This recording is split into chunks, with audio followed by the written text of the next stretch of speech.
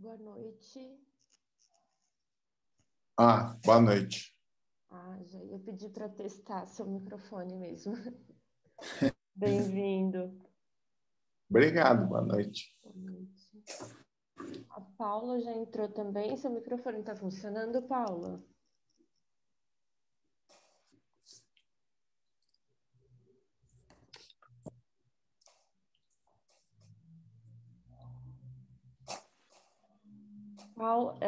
Paula, não estou te ouvindo.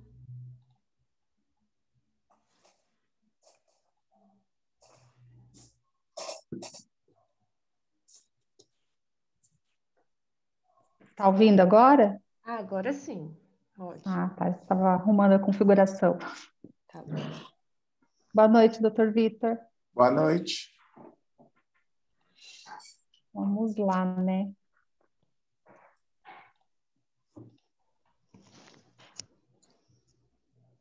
Hoje nós temos, deixa eu ver quantos inscritos aqui.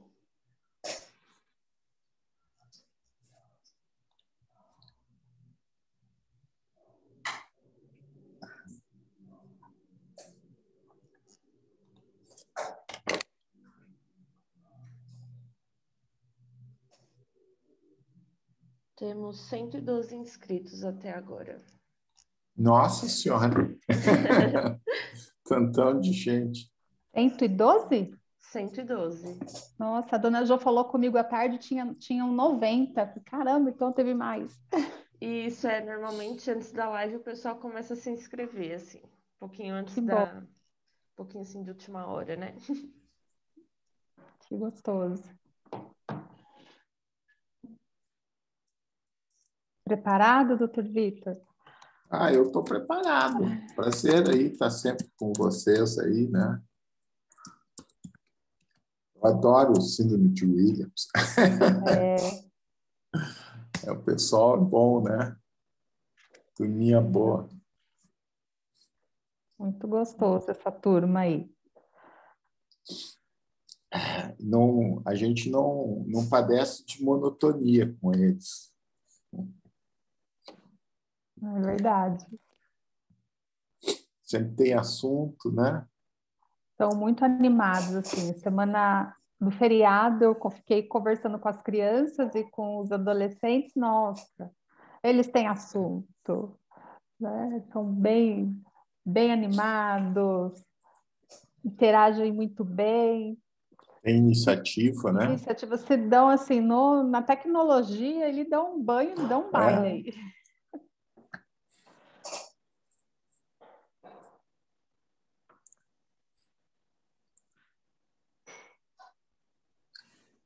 Boa noite, doutor Vitor. Boa noite, Paula. Tudo bem? Boa noite. Boa noite. Tudo bom? Eu sou a Cris Daniel, doutora. Eu sou voluntária na BSW aqui em São Paulo.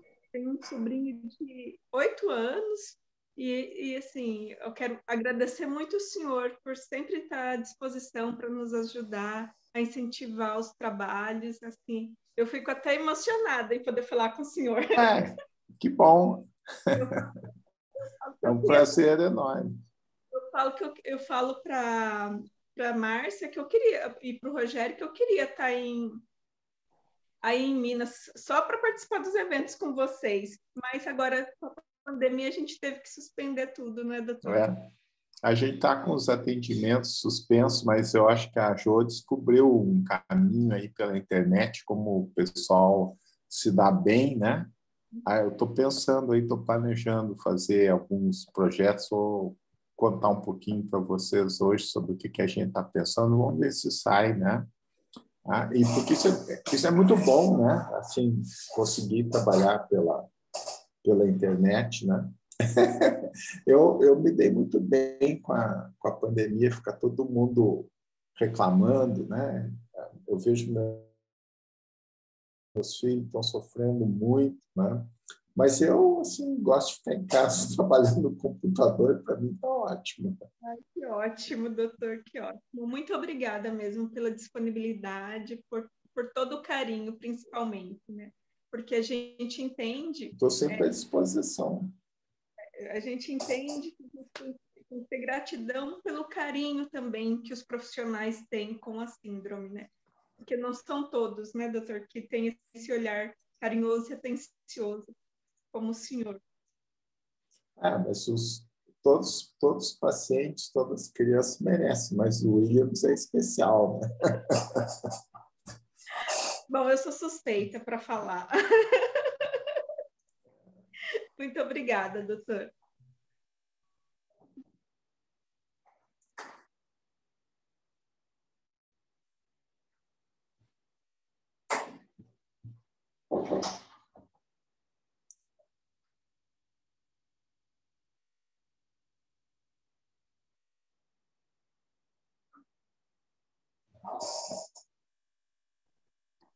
Doutor Vitor, o senhor quer, assim, eu vou Sim. acompanhando o chat, conforme as pessoas forem fazendo perguntas e tal, mas, assim, vai ter momentos que as pessoas vão poder levantar a mãozinha aqui para fazer perguntas, ou só vai ser pelo chat? Como que...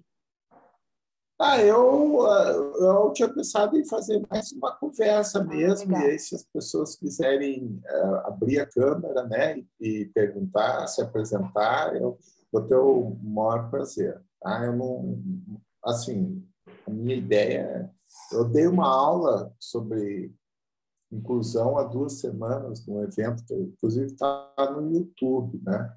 Se vocês tiverem interesse. Mas eu acho que conversar é legal, né? A gente ouvir ali, principalmente se tem mães e pais, né? O que o pessoal tem para dizer, quais são as coisas que estão preocupando, as experiências, né? Uhum. Né? Ok. Eu posso, assim, eu sou meio distraído, então, às vezes, como é que é o negócio esse da mãozinha? Onde é que fica? É que tem os emojis aqui embaixo. Cadê? Deixa eu ver se eu acho. Aqui, tá vendo essa carinha feliz aqui no rodapé embaixo? Vai ter o chat, depois tem o de compartilhar tela, depois o de gravar, aí tem uns quadradinhos. No outro, é o último. Uma carinha. Aí Esse reações? Isso. Ah, Aí tá. clica, Mas ele vai aparecer vai aparecer na tela. aí a pessoa clica, vai aparecer aqui em cima dela, aqui, não desse Então, lado. clica para eu ver como é que fica. Ah, vi lá. Legal. A Júlia já colocou ali. Tá. Aí a gente põe palminha, tal. Aí, mas assim, se vocês... às vezes tem uma pergunta que eu não vi, que está no chat, se quiser me interromper, na boa, né? Sem problema, tá? Porque eu acho que é legal, as pessoas querem conversar, às vezes a gente está ali no calor e não dá conta de ver, né? Eu sou muito distraído. Paula, só uma coisinha, eu coloquei você como co-host, tá? Então, se você pode mutar alguém, caso você queira. Pode abaixar a mão também para não perder aqui a ordem da fala, tá bom? Tá.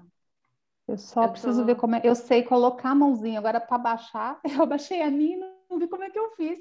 É no mesmo lugar. No mesmo lugar, né? Isso.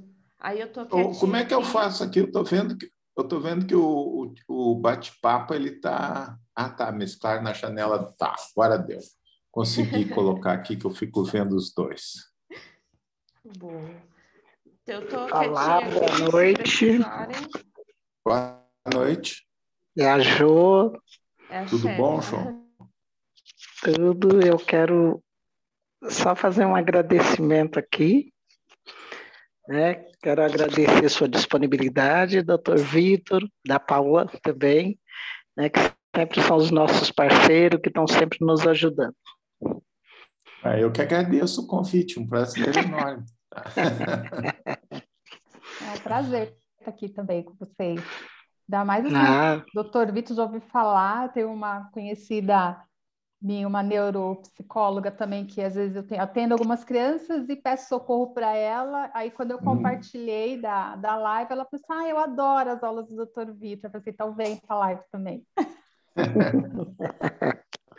Então, boa palestra, fiquem à vontade, tá? Bom, No sábado vamos conversar, Jô, ou você está atrapalhado? Não, sábado eu estou tranquila. Você sabe que eu já separei todos aqueles documentos, agora só falta fotografar. Então, sábado, 10 horas, a gente conversa. Tá? Eu Ok. acho que eu arrumei um aluno de mestrado que ficou interessado, um rapaz Ai, que legal. muito inteligente, muito bom. Vamos ver. Tá? Ai, que bom. Vai dar certo. Tomara, né? Uhum, com certeza. Bom, já tinha. Júlia, quantos inscritos? Jô, agora estamos em 113 inscritos. Ai, que bom, Tá que bom. aumentando. O doutor Vitor ultrapassou todo mundo, hein? Sim. Então tá, gente, eu vou desligar meu microfone e as câmeras, mas estarei aqui, tá bom? Tá, joia. Qualquer coisa é só dar um grito. Vou aproveitar um minuto de silêncio para completar, Jô. Como que não ia ter esse sucesso, nosso eterno Papai Noel dos Williams, né? Você Saudade. Você me entregou, né, Márcia? Você entregou a minha identidade secreta, né?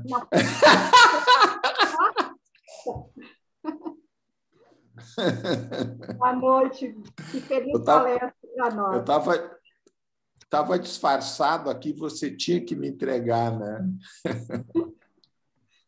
Mas sabe que eu ia contar, Márcia, eu ia contar, mas eu falei, não, depois ele me pega. Está longe, não pode pegar, ele está longe. Mas esse negócio da pandemia tá chato, né? Que as pessoas não podem mais nem se encontrar, né? Dá muito chato. É verdade. Cobrado bastante, que deu o professor Vitor, que deu Natal, Papai Noel, espera acabar. Ué, vamos ver se esse ano a gente consegue fazer uma festa de Natal, né? Tomara, né? Eu estarei junto.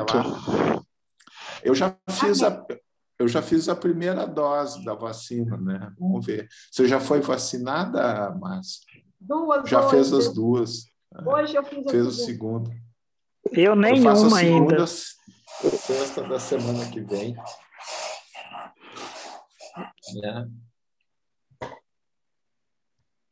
Vou fechar.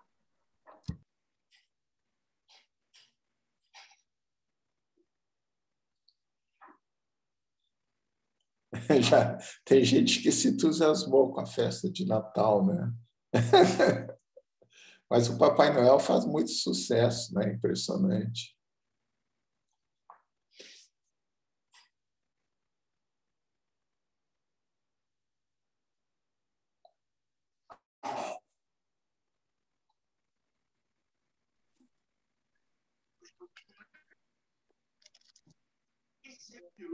Esse piloto todos os lugares do mundo. Nos Estados Unidos, a metade está na Europa.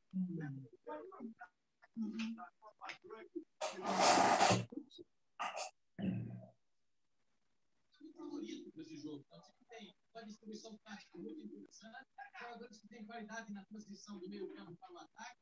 Os rentistas vêm com a proposta de segurar o São Paulo e alguma coisa ofensivamente quando tiver oportunidade, mas é o São Paulo que vai comandar as ações. E essa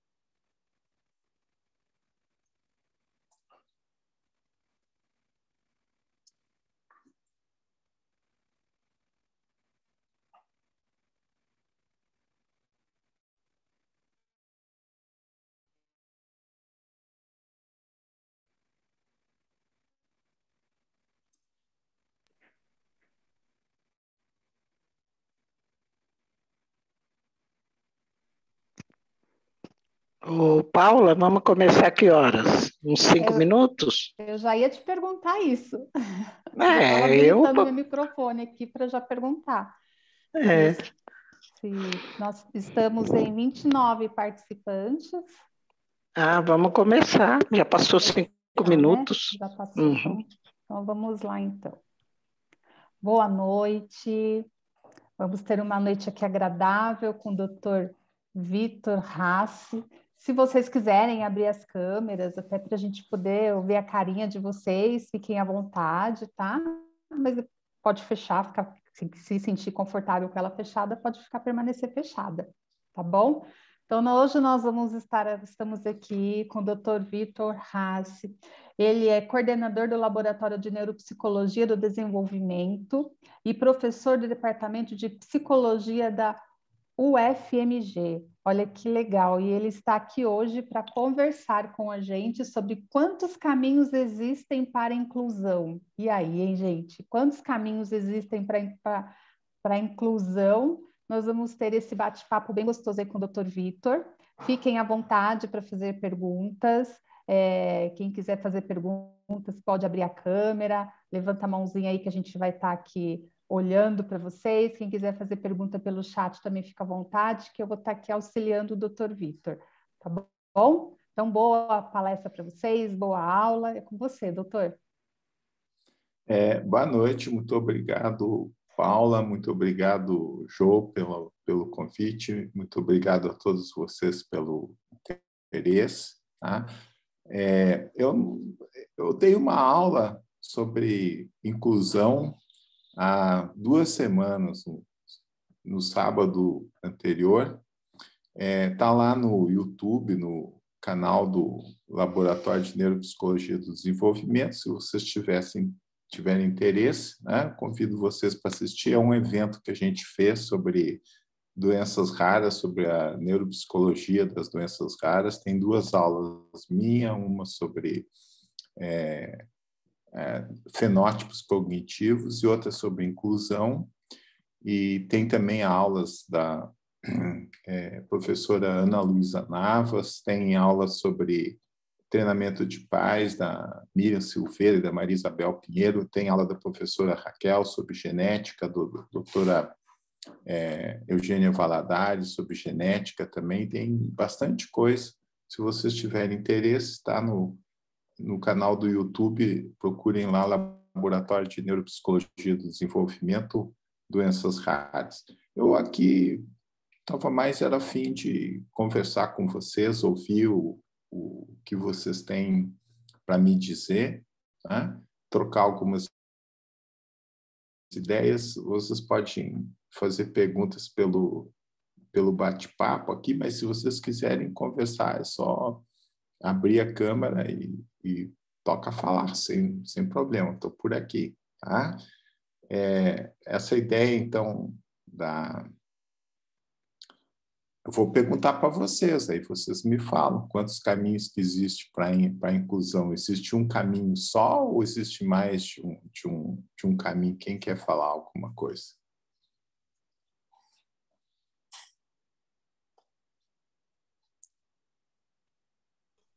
Boa noite. Bom, boa noite. Oi, Thaís aqui, eu sou a mãe do Pietro, que tem síndrome de Williams. Dá oi ali, Pietro. Tudo bom, Pietro? Tá joia?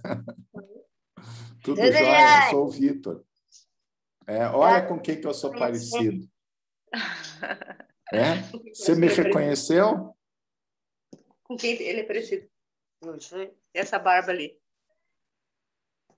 Okay. Papai Noel. Isso, você me reconheceu. Eu estava disfarçado aqui, você me reconheceu, né? Ô, Thaís, ele é seu conterrâneo. Ah, é? Doutor Vitor. Você é gaúcha também? Eu sou de um lugar chamado Tuparendi, que fica perto de Santa Rosa. Tuparendi, eu já ouvi falar, mas não conheço. Não conheço, mas a gente mora mais aqui na região metropolitana. A gente está perto de Novo Hamburgo, numa cidade pequena chamada Ivoti. Conheço. Sobre a sua pergunta ali dos caminhos para a inclusão, a gente está aí há 10 anos, desde que o Pietro entrou na nossa vida aí, tentando achar esses caminhos. A gente acha que existe mais de um, mas a gente também está tentando descobrir quais, né? Eu acho que depende muito do momento, depende das pessoas envolvidas, mas provavelmente tem mais de um caminho. Uhum. Existem questões políticas, né, que eu não sei se vocês estão interessados em discutir, mas eu acho que a inclusão começa em casa, né? Começa a gente acreditar na criança e estimular, né? Então, focar nos aspectos positivos, né? Procurar promover o desenvolvimento, né? Uma filosofia de, vamos dizer assim, normalização, né? De tocar a vida da maneira mais normal possível, né? Tem trabalhos muito bonitos com crianças com vários tipos de transtorno de desenvolvimento, mostrando que como a estimulação, né? Começando na família, né? Depois, obviamente, em casa, né? Dá um resultado muito bom. A Jo me convidou para falar também sobre uma outra questão, que é a questão da disciplina, né, que tem a ver também com o treinamento de pais, que é um tipo de intervenção que a gente faz, que é baseado numa disciplina não coerciva, né, de dar atenção para o bom comportamento da criança e não xingar, né? Isso funciona muito bem, mas nós vamos deixar isso aí para conversar da próxima vez, que eu acho que vai ser em maio, né? Uma das coisas... Victor, sim? só acho que a Letícia quer falar um pouquinho, a Letícia, que ela está com a Vamos lá, mãozinha aqui Letícia. levantada. Você me dá o toque quando tiver alguém, tá? Vamos lá, Letícia. Mete bronca. Abre o microfone, acho que ela está Letícia. com o microfone.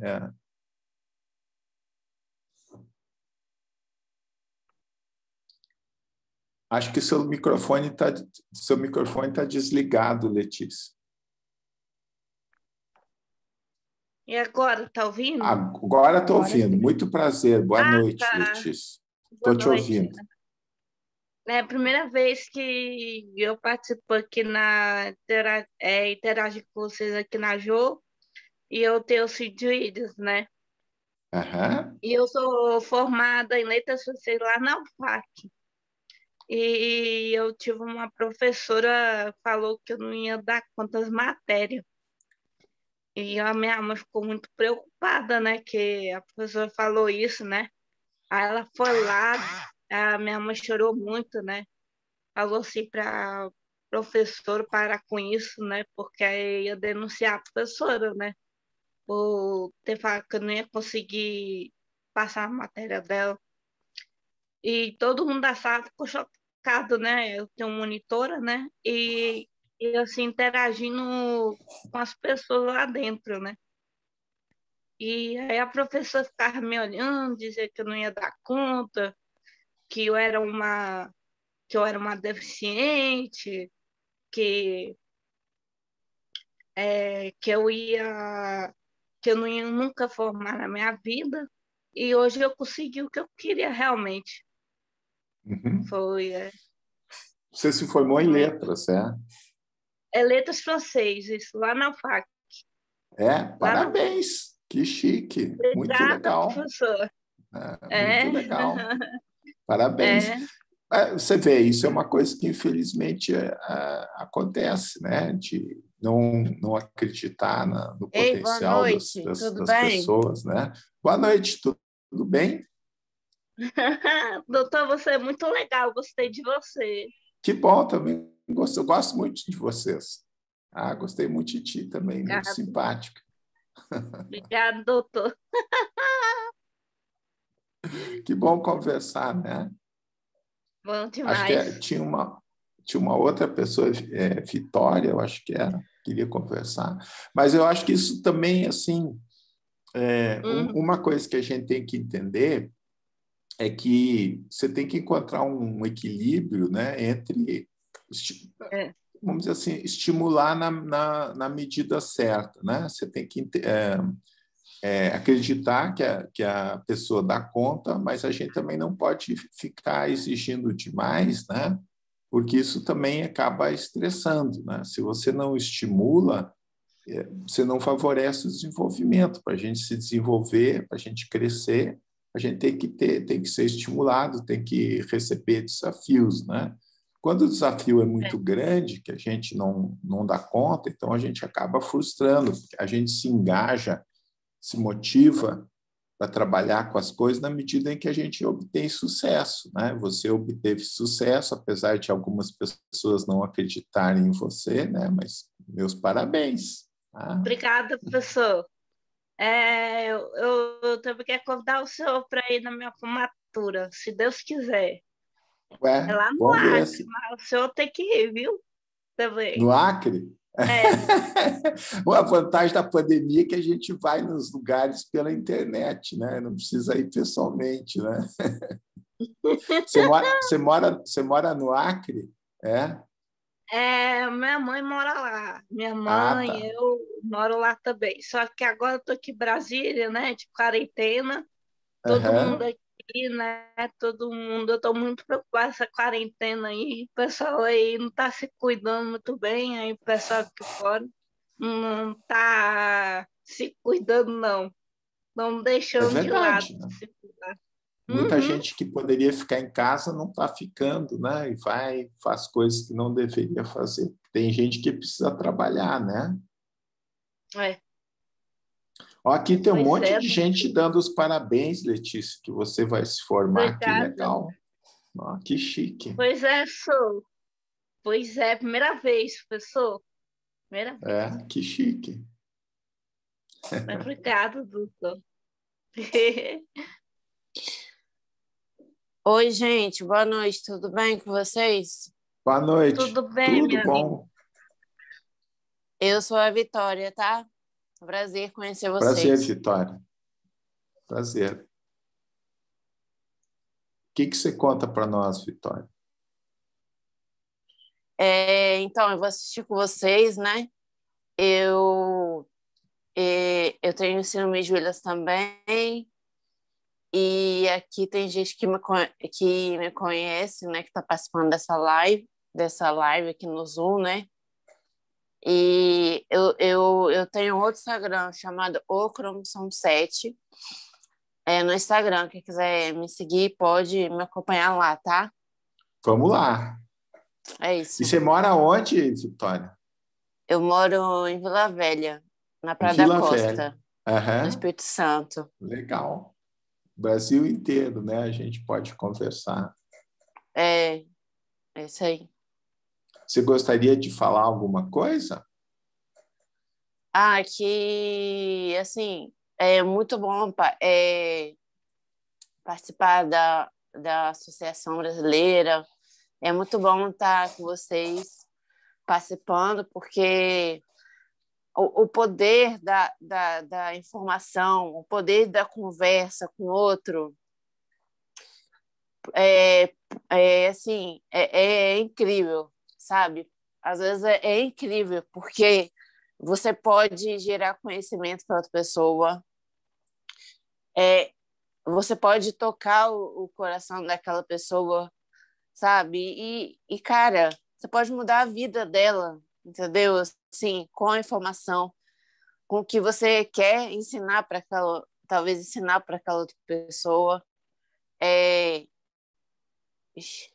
Então é isso. Você está estudando, Vitória? Eu não, eu estou afastada do meu trabalho, porque eu tenho 22 anos, né? E eu estou afastada do meu trabalho aqui em Vila Velha, no Hospital Vila Velha, que eu trabalhava como auxiliadora administrativa. E porque eu tenho a minha síndrome, chamada síndrome de Williams, Uhum. eu fiquei afastada.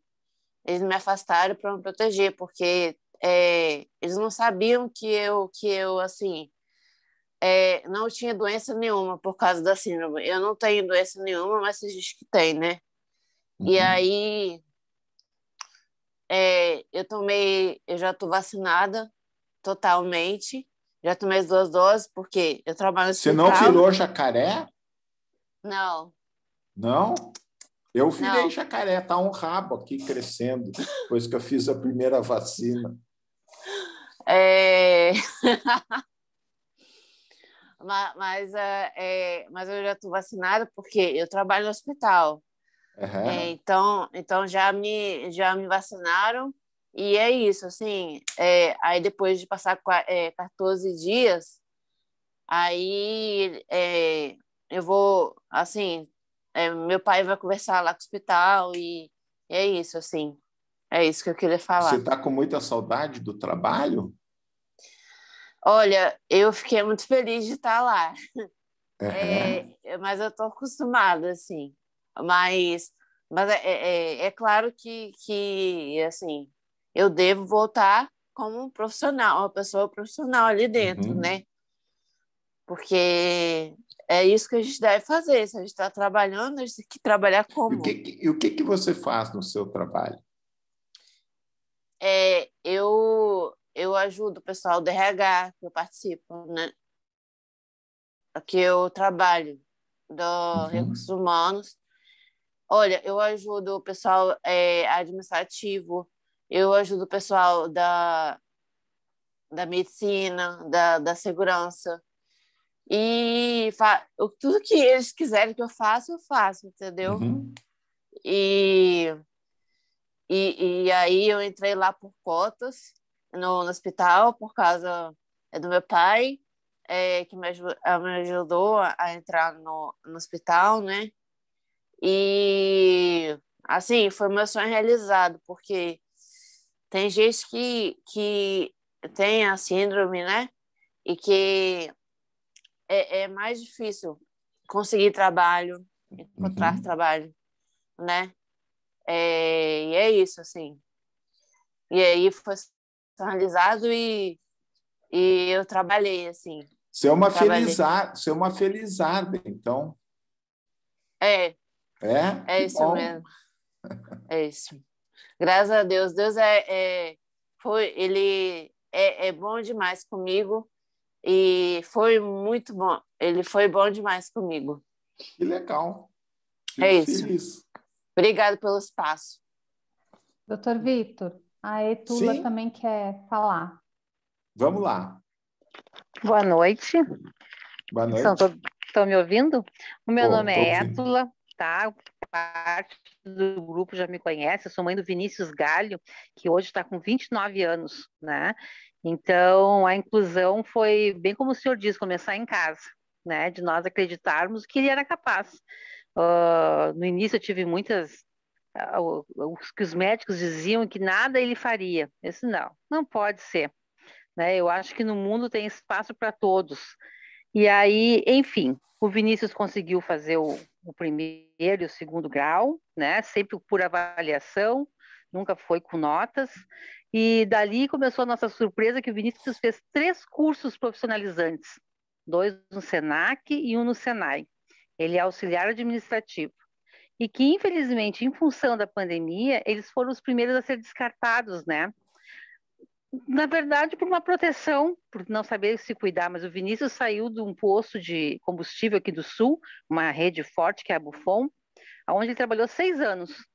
E Nossa Senhora. 6 anos, desses 6 anos, se o Vinícius faltou, foi um dia porque ele machucou um pé, e uma outra vez que ele teve uma indisposição estomacal. Nunca faltou o serviço, nunca chegou atrasado. Era a alegria do ônibus, porque quando o ônibus demorava, ele cantava no ônibus. Uma vez o Vinícius teve uma passeata aqui no Sul, e aí o posto me ligou, disse, olha, ligou para minha mãe, na verdade, que é o meu braço direito e esquerdo, e olha, o Vinícius não chegou ainda, mas como que o Vinícius não chegou? E nós ligávamos e acontecia, aí eu liguei para meu pai, que é taxista, pai, não, tem uma passeata. Ele disse, pô, Vinícius, por que tu não ligou? Porque eu estava cantando, mãe, distraindo o povo do ônibus, né? Porque todo mundo ficou parado o povo ficou parado e a gente ficou cantando. Mas, enfim, então eu acho que realmente, eu acho que primeiro é nós acreditarmos no que eles são capazes, né? Então, eu me lembro muito bem do pai do Pietro e da mãe do Pietro, quando a gente se encontrou pela primeira vez aqui no Sul, E eles ficavam olhando para o Vinícius, porque eles tinham um Pietro bem pequenininho. E eu ficava pensando, porque quando eu tive o Vinícius pequenininho, eu não tinha para onde olhar. Porque eu não conhecia o outro síndrome de Williams, né? Nem nós, nem sabia que existia aquilo. Então, é a gente acreditar que eles podem, né? E respeitar suas limitações, né? E, enfim, é uma pena agora a pandemia ter parado um pouco com essa inclusão deles, que agora eles são obrigados a ficarem em casa. Foi uma coisa que nós sempre lutamos tanto, né? Para eles não ficarem, né? Mas é isso, é para dizer que o Vinícius é casado, né? O pessoal daqui do Sul sabe, ele casou com uma menina com síndrome de Down, eles moram juntos, eles moram aqui em casa, eu digo que aqui é um condomínio. Minha mãe e meu pai moram nos fundos, ele mora no meio e eu moro na frente, cada um na sua casinha, e cada um tendo a sua vidinha. Onde é que Então, você mora? Eu sou de Porto Alegre. De Porto Alegre, Isso, Vinícius já é casado há 5 anos já com a Adriana.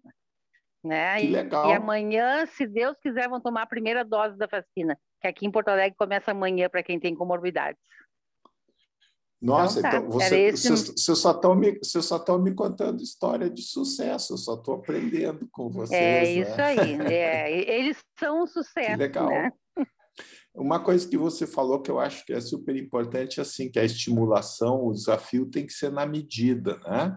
Então, às vezes, isso é uma das coisas que a gente vê, principalmente quando os pais não ou ainda não têm um diagnóstico, ou recém receberam o diagnóstico, que muitas vezes o pai e a mãe vêm e dizem, olha, eu não sei o que eu vou fazer, né?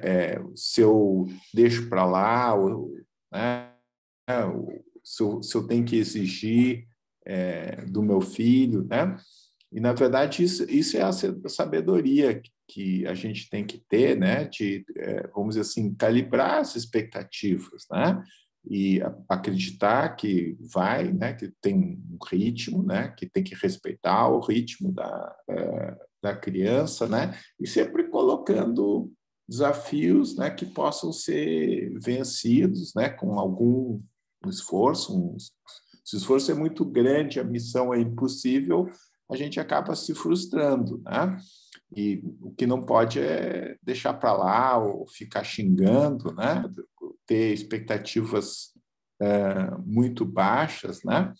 Tem uma história muito legal de pesquisa que eu vou contar para vocês agora que eu me lembrei dela, que se chama o efeito Pigmalião, né?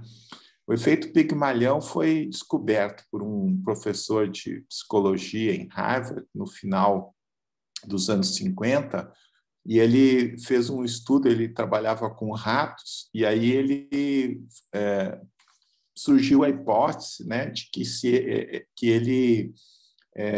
ele fazia um julgamento assim, de que o rato tinha uma boa capacidade de aprender, o rato aprendia mais. Isso foi o doutorado dele. Aí ele publicou, e uma professora lá da Califórnia leu o trabalho dele e achou interessante e falou assim, vem na minha escola aqui, vamos fazer esse estudo. E eles fizeram o estudo assim, eles faziam um sorteio das crianças, né?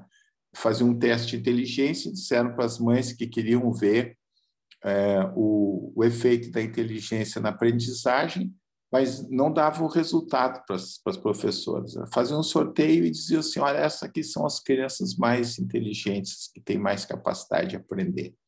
E o que eles viram ao longo do ano foi que essas crianças que tinham sido sorteadas, elas acabaram recebendo mais atenção da professora. A professora explicava mais, elogiava mais, chamava mais para dar explicação. E o resultado, no final, é que essas crianças tiveram uma aprendizagem melhor, porque elas estavam recebendo mais atenção da professora. Esse efeito Pigmalião, ele tem esse nome porque ele vem de um mito lá da Grécia Antiga, que é o seguinte, o Pigmalião era o rei de Creta, e ele, além de ser o rei de Creta, ele era um escultor. E ele achava que ele era o melhor escultor do mundo. E aí um dia ele fez uma estátua de uma linda mulher e se apaixonou pela estátua. Ele não fazia mais nada, só ficava o dia todo olhando para a estátua, babando para a estátua, não comia, não bebia, não dormia, não esculpia mais nada, só ficava agamado. Tem gente que está rindo ali da história. Ele estava apaixonado, embevecido, olhando para a estátua. Aí o Zeus ficou com pena dele e deu vida para a estátua. Tá? E aí, nossa, quando deu vida para a estátua, ele deu o nome da estátua de Galateia, né? Pigmalião e a Galateia, então é o nome da estátua. E eles podiam ter vivido felizes para sempre. Tá? Não fosse a soberba, não fosse o Pigmalião se achava. Aí ele começou a falar mal dos Zeus e tal, dizer que os Zeus que não estava com nada e que ele, Pigmalião, que era o tal. E aí o Zeus, mandou um raio na cabeça dele e transformou ele em pó. Tá? E aí a história teve um final triste, sinto muito. Tá? Mas para nós essa história ela é muito importante, tá? Porque esse efeito Pigmalião é uma coisa que existe, isso foi mostrado em vários estudos, né?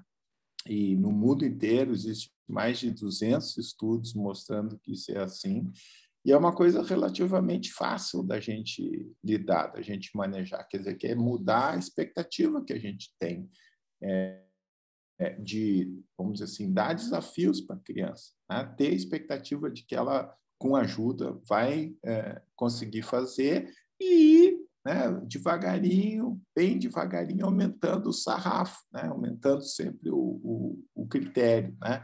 E isso é uma coisa que é fácil de fazer. O pai, a mãe pode fazer em casa, os irmãos, a professora deve fazer também, né? Então, dá atenção não só para os alunos que têm mais facilidade, mas dá atenção também para os alunos que têm alguma dificuldade. Né?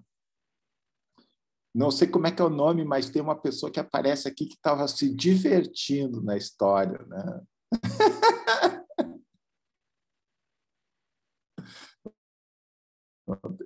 E a Letícia. Letícia. Você gostou da história, Letícia?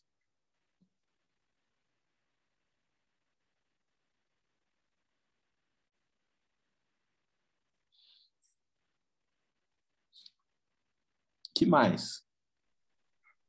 A minha mãe me teve, eu tinha muita dificuldade de falar, muita dificuldade de comer, e minha mãe não sabia mais o que fazer, andar também. Eu tinha muita dificuldade de andar. Minha mãe teve que me levar no médico, o médico disse que eu nunca ia andar na minha vida, e aí a minha mãe decidiu me levar na praia para eu poder andar na praia. Ver se eu conseguia andar na praia. Eu realmente consegui andar. Depois eu mostrei pro médico. Aí o médico ficou assim, sabe? Assim, nossa senhora, ela deu conta de andar, não sei o quê.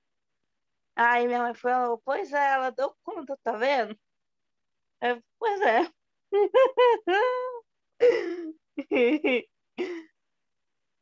A gente tem que calibrar a expectativa, né? Não desistir e, né, estimulando até conseguir. E eu acho que outra coisa que você fala aí, que é uma coisa que a gente vê muito, é a dificuldade de fazer um diagnóstico, né? Dificuldade que os profissionais têm de entender os problemas, de conseguir fazer um bom aconselhamento, né?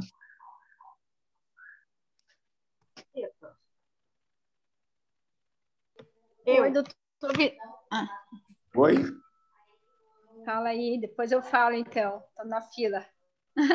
Bom, Luciane, eu queria falar em cima disso que você falou, você conhece muito bem o nosso, pequeno, como eu brinco, né? Pequeno, grande Alexandre, que ele quer ser grande, mas é pequeno, né?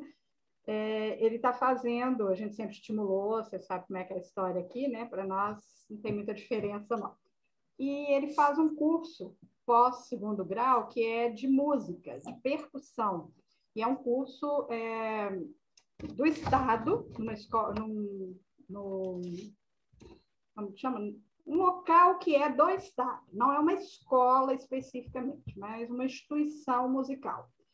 E lá ele foi o primeiro aluno a ter, vamos dizer, eles falam assim, a ter alguma coisa.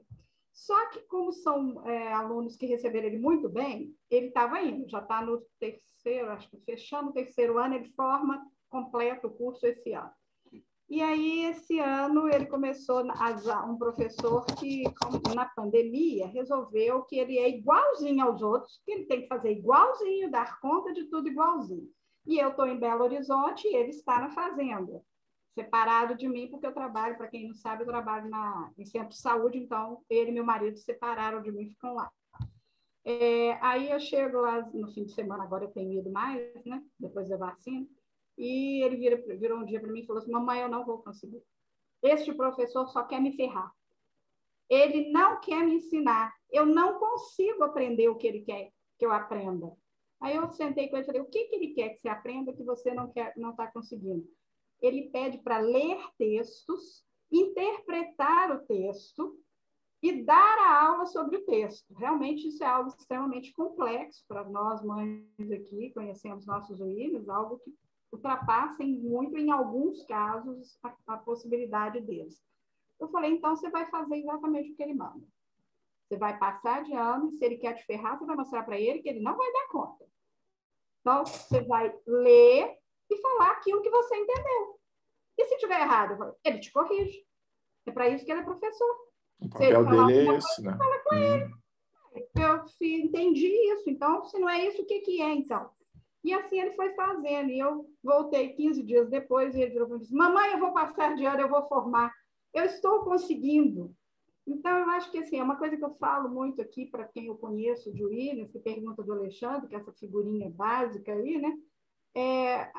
Ao que você falou, eu acho extremamente importante, não para o Williams, mas para qualquer ser humano.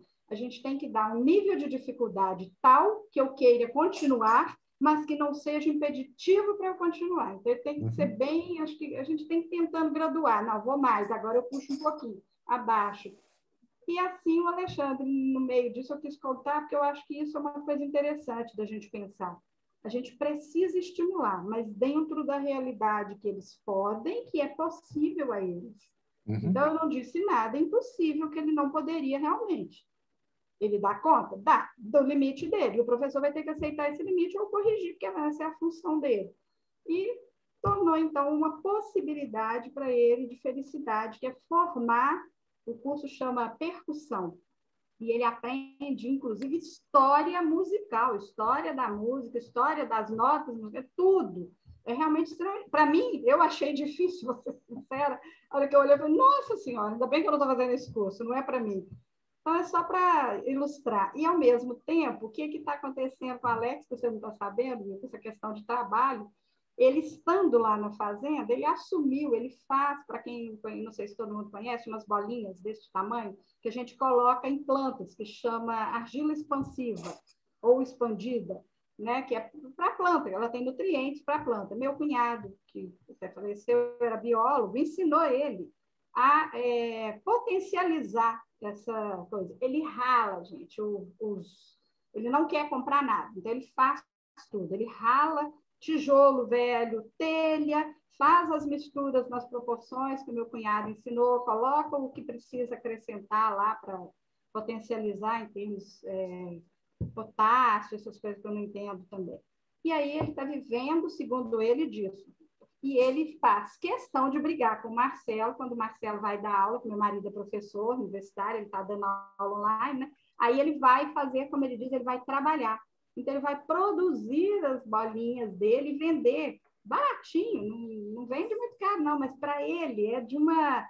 O valor do dinheiro não é o que conta, né? Ele acha assim, eu estou vendendo, eu estou trabalhando. Então, eu acho isso também muito importante. Não é o trabalho, é uma coisa que eu coloco muito para as pessoas, não importa, não é se é um trabalho formal, que ele tenha que sair, pegar um ônibus, ir lá de 8 a meio-dia, ou sei lá que horário, mas é um trabalho que ele sinta como trabalho. A pessoa tem que sentir que isso é valorizado. Então, eu acho que eu queria só colocar que é algo para chamar a atenção das pessoas, quando for pensar em trabalho para os filhos. Tem uma menina nossa que não sei se a mãe está aqui, eu não vi o nome, que é a filha da Luciana, lá de Pomerode, não sei, do Sul. E a filha dela, a Luciana, está fazendo artesanato de resina, e está vendendo, tem um Instagram. E aí ela vende, produz. Ela está extremamente feliz, e é esse o trabalho dela. Acho que a gente precisa sair também um pouco, quando pensa, igual a Étula, eu conheço há muito tempo, né? a história do Vini. Então, é uma possibilidade essa de sair, de ter um emprego formal lá fora? E é uma possibilidade essa da Luciana ou do Alex, de ter um trabalho em domicílio, mas que seja um trabalho? Também é. Eu acho que a gente precisa tentar descobrir, não forçar uma ideia coletiva, mas descobrir qual é o potencial, qual é o desejo, principalmente, dessa pessoa. E, em cima deste desejo, tentar encontrar o caminho profissional dela. Eu queria colocar um pouquinho, que eu acho que isso tudo faz parte de inclusão, porque a inclusão social, a inclusão no trabalho, isso tudo, para mim, vem desde criança como um processo que a gente só vai acrescentando, agregando. Eu acho que uma coisa importante que eu estava pensando enquanto você estava falando é o seguinte, né? Na verdade, assim, tudo isso que a gente discutiu até agora não é uma coisa que acontece só com o Williams ou só com criança que tem alguma dificuldade de desenvolvimento. Isso acontece com todas as crianças, né? Você vê assim a quantidade de criança que não tem síndrome nenhuma, que vai na escola e não aprende. Né?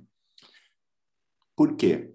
Porque não é avaliada, porque não recebe uma atenção, porque não recebe um estímulo, não recebe um reforço, não é encorajada, não tem resultado.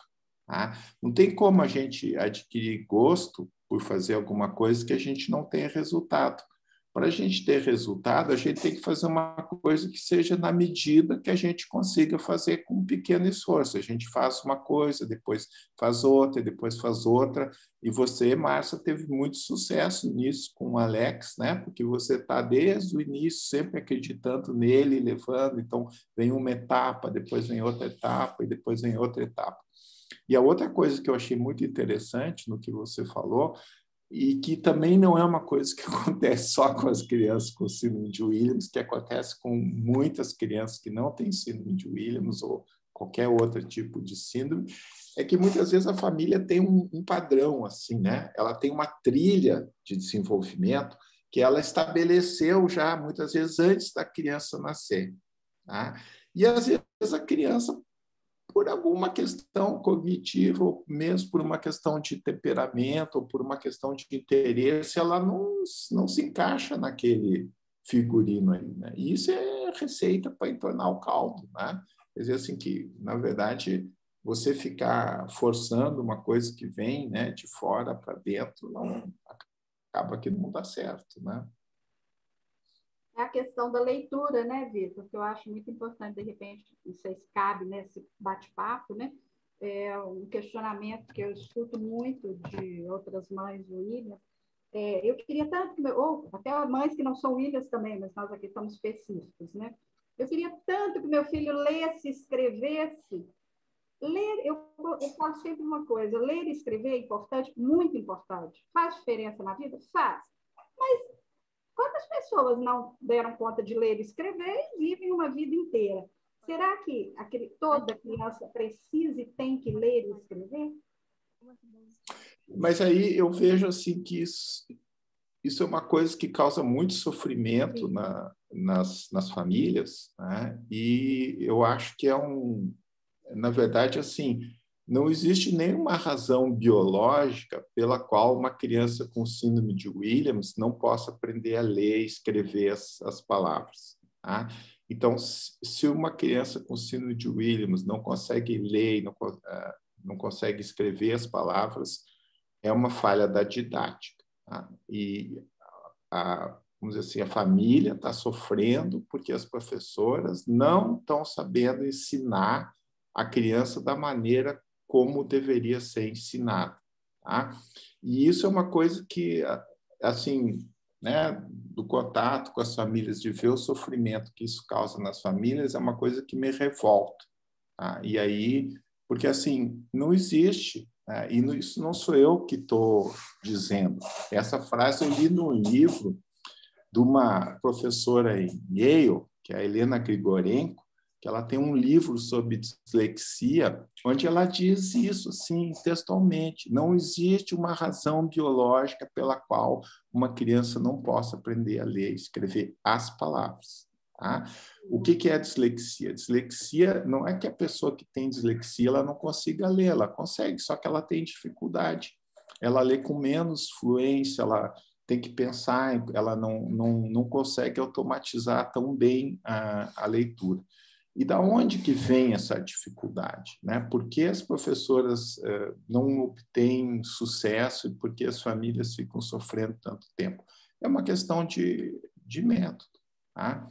Então, assim, a gente sabe que para aprender a ler e escrever as palavras, numa ortografia alfabética, como é a nossa ortografia, a gente tem que aprender uma coisa que é o princípio da correlação grafema-fonema, o princípio alfabético. A gente tem que entender que as letras representam os sons. E isso é uma coisa que precisa ser ensinada. Tá? E na pedagogia, atualmente, infelizmente, existe uma série de teorias, né, que influenciam muito, né, e que colocam uma expectativa de que a criança vá desenvolver essas, né, vai, vamos dizer assim, intuir esse princípio por conta própria. Tá? Muitas crianças conseguem fazer isso, mas um número muito grande de crianças com ou sem síndrome não conseguem fazer isso. E aí a criança precisa ser ensinada. Mas para muitos setores, né, da formação de pedagogia, você fala que a criança precisa ser treinada a ler as palavras. Isso aí é como se fosse né, assim, coisa do demo, né? Assim, é do mal isso aí. Você vai treinar as coitadas das criancinhas, sim, mas você treina a criança o tempo todo. A criança é treinada a usar a colher para comer. Ela é treinada a usar o banheiro. Ela vai na escolinha de futebol, ela treina futebol. O Alex vai na aula de bateria, ele treina bateria. Então, assim, como é que ele vai aprender se ele não for treinar a coisa? Então, assim, como é que você vai aprender a ler e escrever se você não treinar essas correlações entre as letras e os sons? Porque, assim, no momento que você entende o princípio alfabético, você pode ler tudo quanto é palavra que existe e que não existe. E aí entra uma coisa que é a autoensinagem. No momento que a criança adquire o princípio, ela vai decifrando por conta própria, até que com a experiência ela vai automatizando. Então, isso é uma coisa. Tá? Não existe uma razão, né? Quer dizer, assim, na verdade, o que eu estou querendo dizer para vocês, assim, a razão é pedagógica. Tá? Se a criança, né, tem síndrome de Williams e está lá, não sei, com 10 anos, 12 anos e ainda não se alfabetizou, tem que ir para cima da escola. Tá? Ou tem que procurar alguma alternativa. Então, a experiência que a gente tem é assim, ó, tem muito menino que chega, vem consultar com a gente e que não está alfabetizado. O que a gente faz? Conversa com a família, vê que recursos a família tem, se a família tem condições de contratar uma professora, se ela não tem, se a mãe tem condições de trabalhar, se tem uma prima, uma tia, um adulto que tenha condições de trabalhar com a criança. Compra uma cartilha de alfabetização fônica. Tá? Uma cartilha de alfabetização fônica é um investimento de R$150 que te dá esse resultado fantástico. Tá? E aí, assim, algumas semanas, alguns meses de trabalho e o menino está lendo as palavras. Tá? Interpretar texto é uma coisa que é mais difícil. Você vê assim, né? Mesmo uma criança que rapaz, né, com Williams, como é o Alex, né, ele está dando conta de fazer, com dificuldade, né, mas ele dá conta de fazer. Então, a questão do texto, ele é uma coisa, vamos dizer assim, um pouco mais complexa, que a gente tem que entender, né, que existem alguns limites, mas não quer dizer que a gente não deva, né, insistir. Você está contando aí super legal, né? Como é que você está narrando a sua experiência, como é que ele está aprendendo sobre a história da música, está entendendo, né? Às vezes tem uma coisa que no início não consegue entender, ou entende errado, depois, né, pega mais para frente e por aí vai, né? Então, no Williams, essa dificuldade com a interpretação de texto, ela é uma das características, né, mais importantes e que a gente tem que trabalhar em cima disso aí, né? E nós estamos com algumas ideias para trabalhar com isso, tá? Principalmente a Jo está fazendo um trabalho super legal através da internet, né?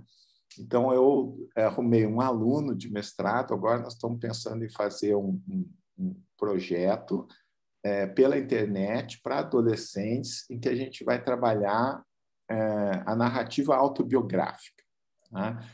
Ensinar a narrativa, que eles construam essa autobiografia. Com isso, então, a gente quer promover habilidades de interpretação de texto e também a questão da autoestima, né? De eles contarem. Nós já fizemos isso, né, Márcia, lá na UFMG.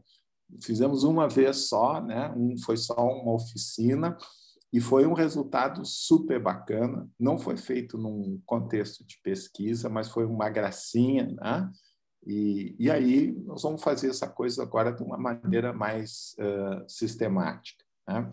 Aqui tem a Deise está pedindo uma dica da cartilha alfabetização fônica. Então eu vou dar a dica, tá? A gente usa muito a cartilha da professora Alessandra Seabra, tá? Que é ótimo, tá? Que é muito boa, tá? E que eu recomendo. Então tem na Amazon. Vocês podem, quem tiver interesse, quiser fazer esse investimento. Tem um monte de mãozinha levantada aí, vamos lá. Ô, Quem mais professor, quer deixa eu falar? só completar. A Associação Brasileira de Dislexia também, eles têm materiais assim, referente ao método fônico também, porque é um dos métodos que a gente usa para trabalhar com a criança com dislexia, então também é uma dica. Legal. E eles também utilizam bastante material da Alessandra Seabra também, e do Capovilla. Isso aí. Aí tem Boa noite. Eu também não sei quem está na vez aí, porque eu não levantei minha mãozinha. É você, Luciane, isso que eu ia falar. A Luciane, aí depois a Cristiane, a Fabiana e a Vitória. Obrigada, Paula. Boa noite, doutor Vitor. Eu sou aqui do sul, do Curitiba. Bruno tem 25 anos, né? É muito bacana escutar todos esses relatos. O Bruno também tem todo um trabalho de muitas conquistas, assim, mas eu quero chegar num lugar, fazer uma pergunta nesse lugar até que o senhor trouxe essa palavra, que é sobre a questão da autoestima, né, que eu considero assim fundamental, e não é também só para os nossos filhos, também se refere a nós, seres humanos, né? Mas a minha pergunta vem em relação à questão, né, do amadurecimento deles, né, da compreensão deles, né, dessa limitação, e até de um processo que possa vir, né, de um processo, não que o Bruno tenha entrado num processo depressivo, quase entrou num processo depressivo, não me lembro se foi na idade de 20 anos, mas se tem algum tipo de estudo, doutor Vitor, no sentido de perda de capacidade cognitiva, entende? Porque eu vi, Bruno foi alfabetizado, né, já trabalhou como jovem aprendiz, ele está até num curso agora, está acontecendo uma coisa super, aconteceu uma oportunidade muito bacana, está totalmente entusiasmado, mas pena da capacidade cognitiva, eu falo no sentido, sabe, de autonomia que ele tinha, e daí não querer escovar cabelo direito, não tomar banho, sabe, questões assim que eu gostaria, né, que o senhor abordasse para nós, né, na relação da pessoa com deficiência intelectual nesse lugar de conquistas e perdas, sabe? O que o senhor teria de literatura ou de informação, né, de conteúdo para nos dar, sabe? Porque seria isso. Mas desde já, muito obrigada.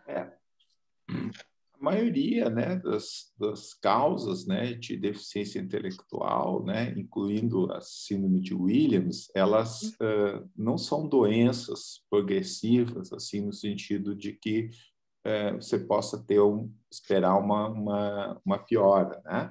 Tem algumas doenças neurológicas, né, nas quais, infelizmente, a criança se desenvolve até um certo ponto, né, e depois ela acaba, né, realmente regredindo, né? Isso existe, mas, felizmente, esse não é o caso da síndrome de Williams, tá? Então, na síndrome de Williams, você tem um desenvolvimento, esse desenvolvimento tem um ritmo mais lento, né? Até que ele chega, vamos dizer assim, num determinado patamar, né? E depois disso a questão, vamos dizer assim, é mais... não é que não se desenvolva, mas as conquistas elas são mais difíceis, são mais trabalhosas, né? Mas sempre é possível melhorar, tá? E essa questão da autoestima, né, que você colocou, ela é uma coisa extremamente importante também. Ela vamos dizer assim, irmã siamesa do conhecimento das próprias limitações, que é isso aí que você falou e que eu achei super interessante, tá? Então, você tem determinadas correntes de pensamento, né, que acham assim que você não deve corrigir, que você não deve dar feedback para a criança, que você não deve ensinar o que está errado e por que está errado e como que deve estar o certo, porque isso fatalmente levaria, né, a vamos dizer assim, um prejuízo da autoestima, né? Isso não é uma boa filosofia, né? Então, de novo, né? Então, você tem assim uma oscilação entre exigir de mais e exigir de menos, e uma oscilação assim entre proteger, entre aspas, a autoestima ou, vamos dizer assim, desfazer da criança ou não acreditar no potencial da criança. Da onde que vem a nossa autoestima? A nossa autoestima ela vem das coisas que a gente faz, do resultado que a gente tem nas coisas que a gente se propôs a fazer. Existe um conceito, né, que é primo irmão da autoestima, que se chama autoeficácia. Então, a autoeficácia é assim, quando eu vou fazer uma coisa e tenho um resultado, eu crio, né, uma imagem de mim mesmo como sendo uma pessoa que é competente para fazer aquilo. Tá? Essa autoeficácia ela não é uma coisa que é global da pessoa como um todo, mas sim que ela é específica em domínios. Então, quanto mais coisa a gente vai aprendendo a fazer, mais a gente vai desenvolvendo a nossa autoeficácia em domínios, né, relativamente específicos, né? Então, por causa disso é que assim o currículo ele precisa ser planejado para que não ocorra o erro ou para que quando o erro ocorra ele seja apontado, seja reconhecido e seja corrigido. Você tem que dar feedback. Essa história assim do limite, né? Todo mundo tem seu limite. Tá? Até as pessoas mais inteligentes, até os gênios têm limite. Né? Tem coisas que a gente dá conta de fazer, tem coisas que a gente não dá conta de fazer. Todo mundo tem as suas limitações e você ir desenvolvendo, né, uma percepção dessas limitações e, vamos dizer assim, aprendendo a valorizar as coisas que você dá conta de fazer é um caminho, né? É um caminho. Tá? Agora é a Cristiane. Oi, professor. Professor, eu só queria deixar um relato também, quando o senhor falou da inclusão, né, da importância da inclusão e do preparo das escolas em receber as crianças, né?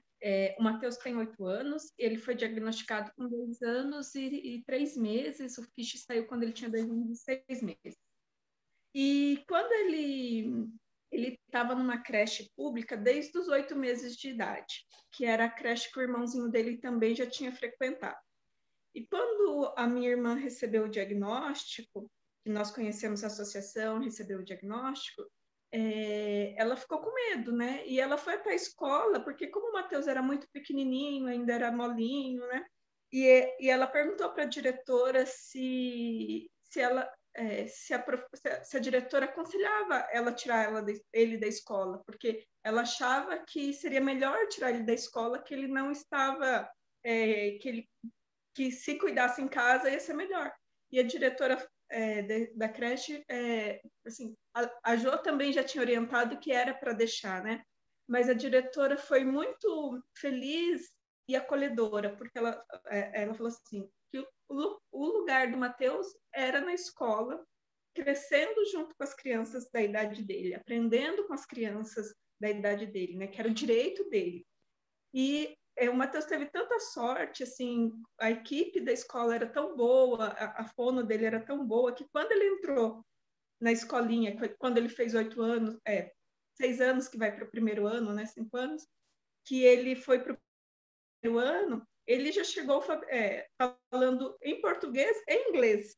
Aí tinha que conversar com ele que na escola, aquela sala de aula agora, ele tinha que responder em português. Ele não podia responder em inglês.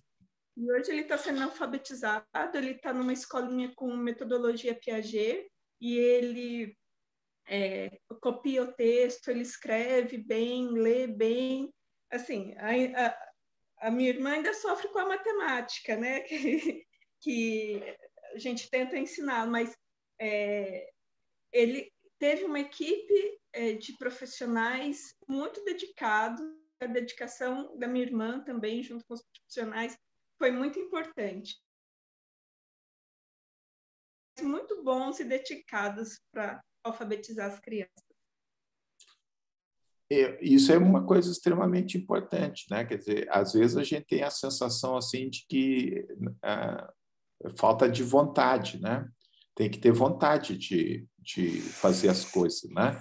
Então, quando eu ouço, né, muitos relatos de mães, às vezes a gente vê crianças rapazes que estão com 15 anos, no 9º ano da escola e são analfabetos. Aí sim, mas como é que pode? Né? O menino foi sendo passado de um ano para o outro e nenhuma professora, nenhuma coordenadora, ninguém viu que ele não estava alfabetizado. Tá? Uma criança que não tem deficiência intelectual, que não tem nada, por quê? Por que isso acontece?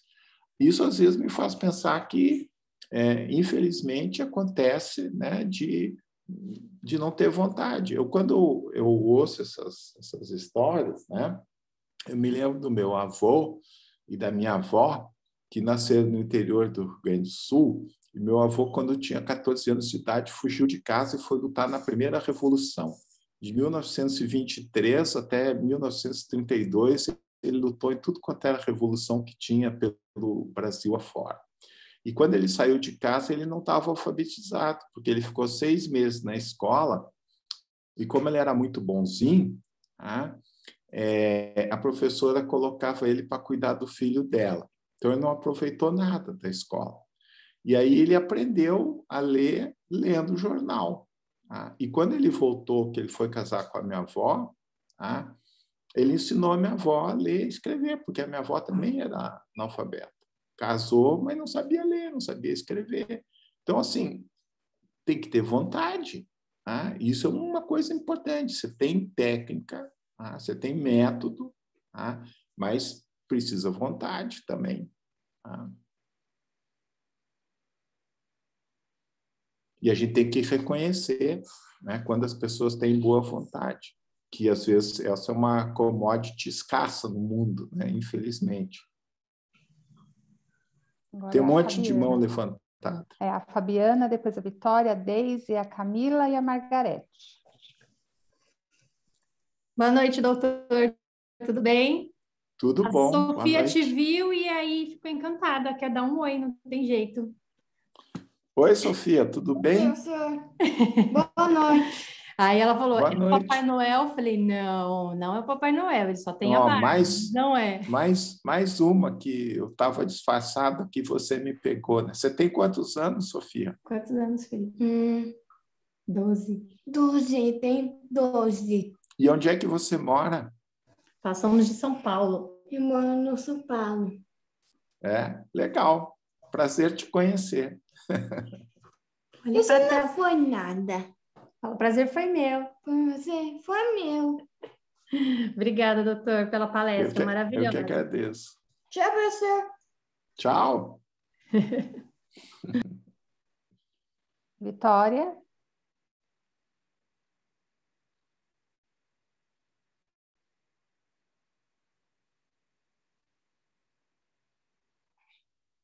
Não falou nada. Então, pode ser você, Deise. Oi. Tá aí. Ai, ai. Pode falar, Vitória. Então, contando sobre esse negócio de alfabetizamento, né? Sobre ler, alfabetização. Quando teve uma vez que a minha mãe, ela encontrou uma médica e ela Desligou o microfone, Vitória. Aí ela estava presencialmente com uma médica. Aí a médica falou assim para minha mãe: ela não vai conseguir ler e ser alfabetizada, sabe? Assim, eu nem sei se eu estava presente ou não. Só para vocês entenderem que antes mesmo dela me conhecer, ela já jogou essa, né? E aí ela falou assim para minha mãe, isso tudo para minha mãe, mas nada disso aconteceu. Eu aprendi a ler e eu sou alfabetizada. Então o preconceito que ela disse, né? Ou talvez o julgamento não aconteceu. E aí é isso que eu queria contar para vocês. Parabéns, né? Você vê que o preconceito, né? Como é frequente, né? Nossa Senhora. Sim. Infelizmente, muito, né? Sim. Obrigada. Uma das coisas que a gente viu nesse trabalho que a gente fez lá e que tem a literatura também, né? E eu acho que isso é a experiência de vocês, mas não custa a gente conversar de novo sobre isso, assim, como é importante isso, né? Não só das famílias conversarem entre si, mas dos meninos conversarem entre eles, né? E porque assim eles se identificam, vê pessoas que têm as mesmas características deles, essas pessoas têm virtudes, têm defeitos, né? São gente como a gente, né? E nesse trabalho que a gente fez lá da autobiografia deu para ver isso de uma maneira muito bonitinha, né? Então esse é um caminho muito interessante também, né, de ressaltar as características positivas, né? O pessoal fala assim do orgulho de ser Williams, né? Daisy? Oi, boa noite a todos. Boa noite. Sim, doutor. Meu filho vai fazer 11 anos agora em maio e ele ainda não é alfabetizado. Tenho muita preocupação com relação a isso, até porque agora, com essa função da pandemia, né? E como tu disseste, os professores não são preparados para atender os nossos filhos. Oi! Olá! Esse é o Pedro. Tudo bom? Tudo bom? Como é que vai? Quantos anos que você tem? 10. 10 anos. E onde que você mora? Sapiranga. Rio Grande do Sul. Então, você é lá da colônia alemã, é isso? De Sapiranga? É, alemão batata.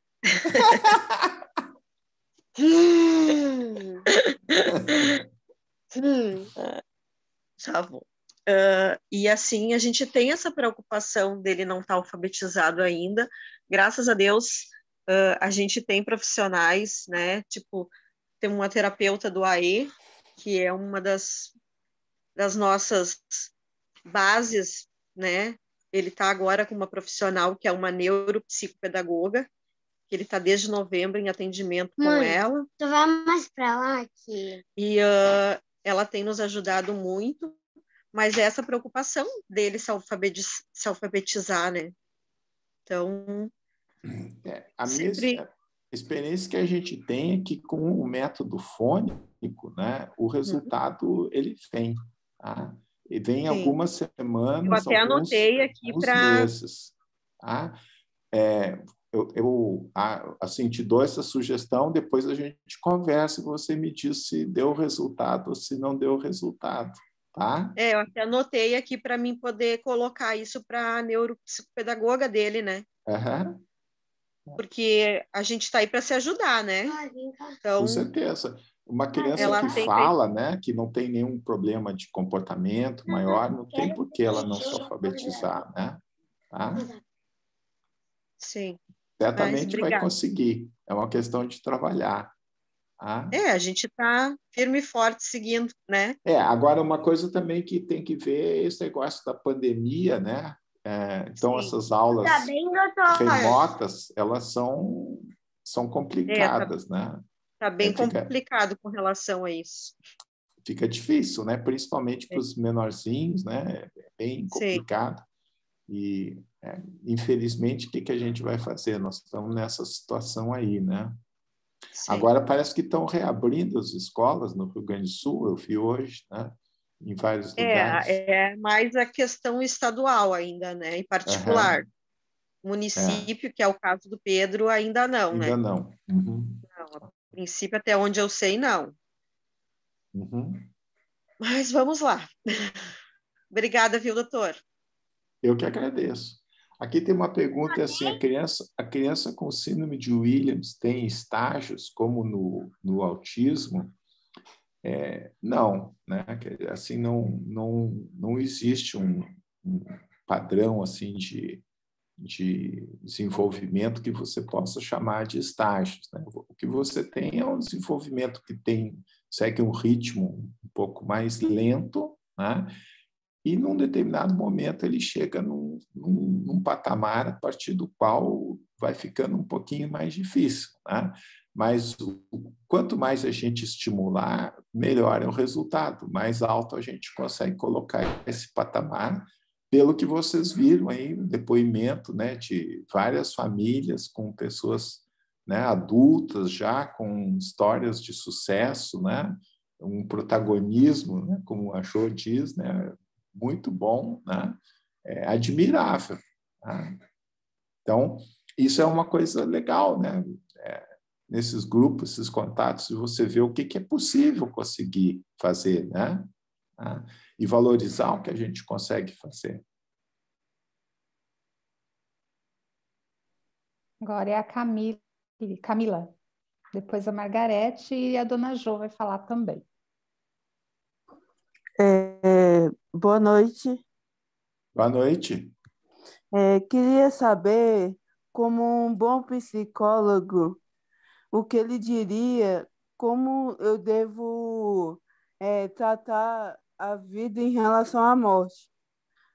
Porque desse tempo atrás, pouco tempo, eu perdi meu pai, né? E a gente já tava ruim por causa dessa pandemia, né? A falta de abraço, a falta de estar com a pessoa. A pessoa do teu lado morre. Como Sim. lidar com a morte? Uhum. Você tem que idade, Camila? 31, sou de Brasília. Você mora em Brasília, né? Uhum. Uhum. E a sua família, você tem alguma religião? A gente é dividida, né? A gente tem uma parte que é católica, evangélica, espírita. Uhum. E você tem algum interesse por religião? Eu tenho feito catequese. Uhum.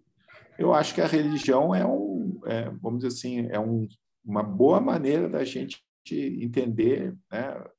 Encontrar respostas para essas questões, que são questões bem angustiantes que a gente tem, né? Então, você já está fazendo a catequese, né? Acho que você conversar com alguém, né? Com seu professor, sua professora, né? Para te ajudar, colocar um pouco seus sentimentos, expressar, colocar para fora, né? Eu acho que são coisas que ajudam. Eu acho que das coisas que eu conheço, acho que é o sistema mais eficiente para lidar com. Isso é uma pergunta, né, que ninguém tem resposta. Quem diz que tem resposta para isso está mentindo, né? E são coisas que todos nós, né, sentimos, experimentamos, né? E, vamos dizer assim, na nossa cultura, nas diversas culturas, né, a religião foi uma resposta que as pessoas encontraram para isso, né? Então, acho que vale a pena apostar nisso, né? Tá bom, obrigada. De porque, nada. tipo, É porque assim, eu sou muito fechada, assim. Tem muita coisa que eu guardo, assim. Aí eu fico meio envergonhada, assim, é porque eu sou muito fechada, sabe? Eu tenho... Uhum. E você já pensou em fazer um atendimento psicológico? Também ajuda. Eu nunca passei por psicólogo, não, eu acho. Se eu passei, eu não me lembro. Pois é, você poderia conversar com a sua mãe e ver, né, onde é que você poderia ter algum atendimento, porque eu acho que você está sentindo vontade de conversar, né, de colocar suas coisas para fora, né? Estou precisando mesmo. Só de Que você bom. me ouvir e já fico muito feliz. Obrigada. Eu também fico, que bom. Margarete. Depois tem a dona Jo e a Antônia aqui está pedindo para falar também. Boa noite. Eu sou mãe do Thomas. O Thomas quer se apresentar, quer falar um pouquinho dele. Oi, gente. Tudo bom, tudo Thomas? bem? Tudo bem? Tudo bem, e vocês? Tudo jóia. Então, tá bom. Eu tenho 31 anos. E graças a Deus sou alfabetizado. Alfabetizado. Que bom. Lê e escreve. E onde você mora? Onde? Eu sou de Itatiba, São Paulo. Uau, que legal. Eu conheço uma professora aí, a professora Simone Benedetti, em Itatiba, amiga minha, trabalha. Vocês conhecem ela? Nós mudamos para Itatiba faz 1 ano e pouco. Tempo. Mudamos, não teve muito tempo, já começou a pandemia, nós estamos mais dentro de casa do que outra coisa. Aí não conhece ninguém e fica mais difícil de conhecer, né? Tá difícil. Ó, aqui está dizendo que a Silvia Sá, de Natal, é psicóloga e está atendendo online. Então, acho que é uma boa dica aí para Camila, né? Se a Camila tiver interesse, pode entrar em contato com a Silvia. Tá? Tem uma pergunta aqui que a síndrome de Williams vem com alguma comorbidade. Bom, esse negócio de comorbidade é um nome, né? Mas, assim, a síndrome de Williams, ela tem, né, uma série de, vamos dizer assim, ela é um fator de risco para uma série de doenças, né? Vocês já têm experiência, muitos talvez tenham problemas de malformação cardíaca, problema esquelético, problema renal, problema de pressão arterial, né? Então, tem uma série de problemas, vamos dizer assim, físicos, né? E existem também dificuldades do ponto de vista do comportamento e dificuldades, né, do ponto de vista cognitivo, né? Que é o que a gente chama do perfil cognitivo comportamental, o fenótipo cognitivo comportamental. Então, esse fenótipo cognitivo comportamental do uma das características mais salientes é a personalidade, né, que o pessoal deu esse nome de hipersocialidade, que é uma coisa assim relacionada a uma certa ingenuidade, uma certa tagarelice, né, vontade de falar, vontade de se comunicar, vontade de ter contato pessoal, né? E, ao mesmo tempo, às vezes, um pouquinho de dificuldade de entender, principalmente a maldade, né? Principalmente as coisas, assim, por exemplo, ironia, né? Isso, às vezes, atrapalha um pouquinho, né? E um outro sintoma, né, que ocorre com uma relativa frequência é a ansiedade, né?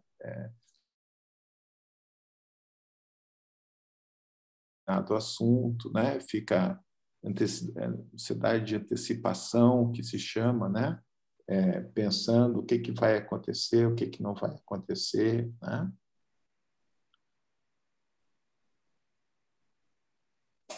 Então, agora tem a dona Jo que vai falar.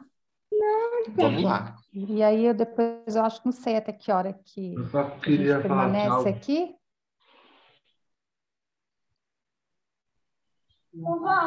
Dona Jo? Oi, a Margarete não vai falar? Não vai perguntar nada? Eu tô um pouco atribulada que nós estamos de quarentena, eu tô com a minha netinha aqui, tá difícil de tentar. Olha cá. Olha quem está no meu lado. Oi, Nós estamos tudo tentando bom? ouvir, né, Lara? Faz tchauzinho para ele. Sai aqui. Tudo bem? Linda.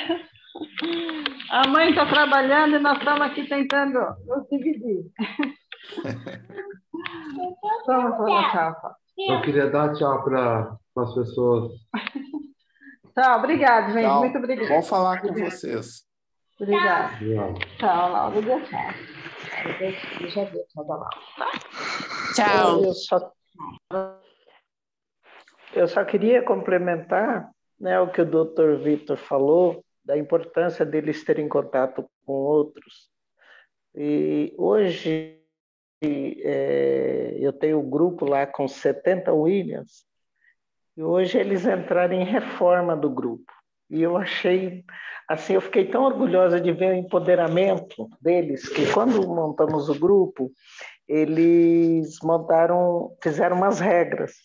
Hoje eles resolveram que essas regras já não adiantam mais. Então, eu fiquei muito orgulhosa de ver o empoderamento deles. E quando eu montei esse grupo, a maioria, eu sempre vou falar isso, a maioria, os pais falaram que não tinham maturidade para participar do grupo. Né? E tinha um que era tão comprometido, segundo a mãe, que ele postou uma foto pilotando uma moto e falando, gente, olha eu pilotando a moto escondido da minha mãe. Como eu sou padre nesse grupo, né, porque eu sou a única que não tem Williams, né, eu aconselho tudo, né, e tinha um que falava muito rápido e os outros não entendiam.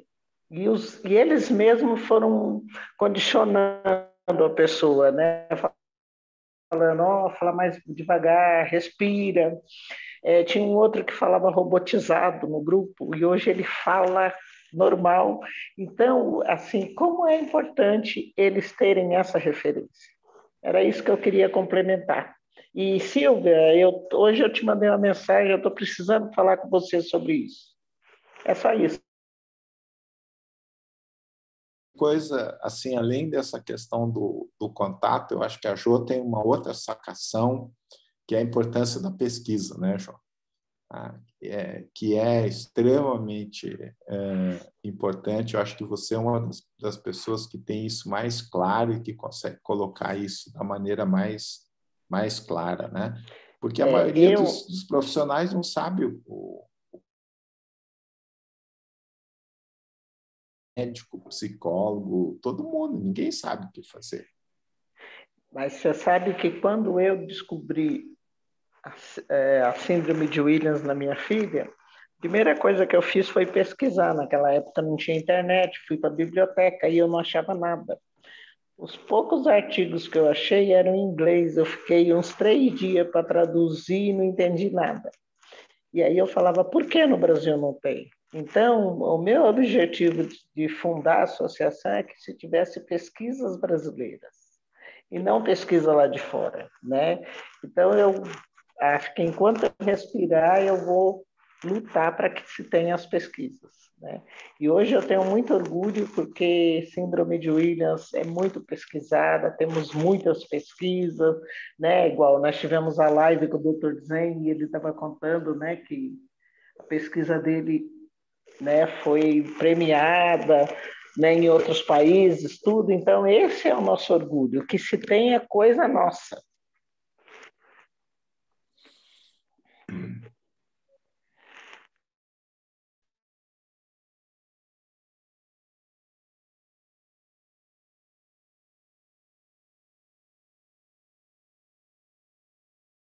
Anos, a gente mora aqui em Vitória, no Espírito Santo.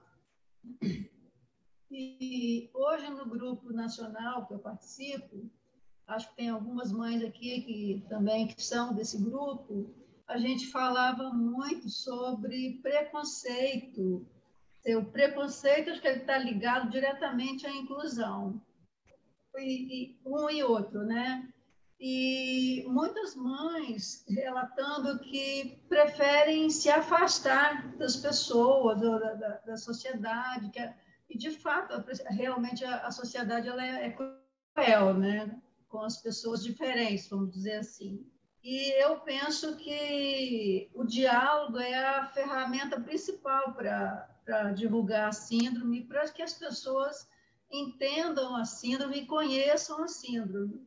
E o que eu faço aqui, por exemplo, aqui no condomínio, que a gente tem um grupo, eu moro em edifício, e eu divulguei para o condomínio essa palestra de hoje, porque eu acho que a inclusão ela interessa a todo mundo, não só a mães e pais de pessoas com deficiência, mas aos outros títulos normais também, que um dia vão conviver com as pessoas com deficiência. Então, eu acho que interessa a todo mundo. E eu penso que é muito trabalhoso realmente lidar com o preconceito, às vezes desanimador. Mas eu acho também que se a gente se isolar, eu acho que o prejuízo é muito maior. Então, eu prefiro botar minha cara a tapa e conversar mesmo com as pessoas abertamente, porque eu nunca tive, assim, um problema, eu sou uma mãe de uma pessoa com deficiência, isso, parece que a gente se sente meio diminuído, né? Mas eu acho que não é nem por aí, eu acho que nós temos que divulgar mesmo sobre a síndrome, porque a maioria absoluta não conhece. A primeira vez que eu falei sobre a síndrome aqui para o grupo do condomínio, as pessoas falam assim, eu tinha vontade de te perguntar, mas não sabia como que você ia reagir e tal. E eu sou assim, totalmente aberta a qualquer tipo de pergunta. E Marina tem uma convivência boa, relativamente boa com todo mundo, né? Às vezes ela invoca com alguém que esse alguém está perdido para sempre, porque ela não volta atrás de jeito nenhum. Eu sou do conselho do condomínio, e aí o síndico estava resolvendo umas coisas comigo, ele me telefonava toda hora, e ela ficou embirrada com ele, porque ele me incomodava toda hora. Mas é assim, então, ela tem cisma também com quem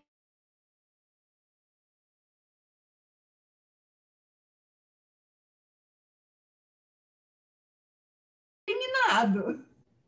Então, são coisas assim, que se a pessoa não conhecer, parece que é uma menina mal educada. Mas ela tem umas reações assim que são típicas mesmo de Williams mesmo, né? Então, eu acho que nós não podemos nos isolar, nós temos que partir para o diálogo, eu acho. E é importante, né, que essa informação chegue, né, não só na família, mas também nas escolas, né? Existem estudos no mundo inteiro mostrando que as professoras não têm conhecimento, né? Esse conceito que eu falei do fenótipo comportamental, cognitivo, né? Ele é muito importante, não só para o Williams, para outras síndromes, né? Síndrome de Down, cada uma delas tem a sua batida, né? E a gente tem que entender essa batida, né? Para, vamos dizer assim, não ficar forçando a barra, né? Em determinadas coisas, né? E isso ajuda muito, né? A gente conversando com a família, conversando com a professora, explicando o que essas coisas significam, né? E eu acho que é o caminho, né? É um caminho, né? Lucilene? Boa noite. Boa noite. Olá, doutor Vitor, boa noite a todos.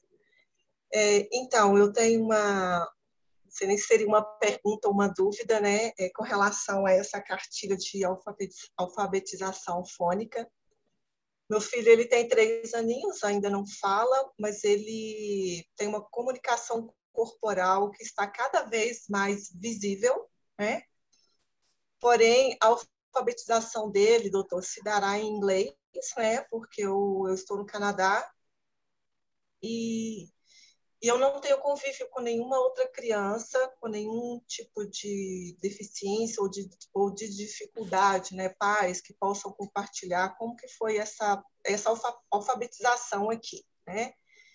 Então, eu estou sempre à frente, né? Sempre pensando lá na frente. Então, a minha pergunta ou a minha dúvida é se valeria a pena eu adquirir essa apostila e também fazer esse processo de alfabetização dele em casa, né? O que o senhor acha? É cedo ainda, né? Que ele está com 3 anos, né? Você acha que geralmente isso começa a ser trabalhado no jardim da infância, né? Quando a criança está lá com 5 anos, é que é importante que você já tenha um currículo de preparação para a alfabetização, né? Aí, em inglês, né, existem vários centros, né? Um dos centros mais famosos que tem é o Laboratório Haskins, né? Eles têm site na internet, tem uma série de materiais. Eu não conheço assim os materiais didáticos em inglês, mas uma das coisas que eles têm e que é muito bom é um joguinho de computador chamado Grafogame. Existe o Grafogame para aprender a ler e o Grafogame de matemática também. Mas aqui no Brasil, o governo federal lançou, né, essa Política Nacional de Alfabetização.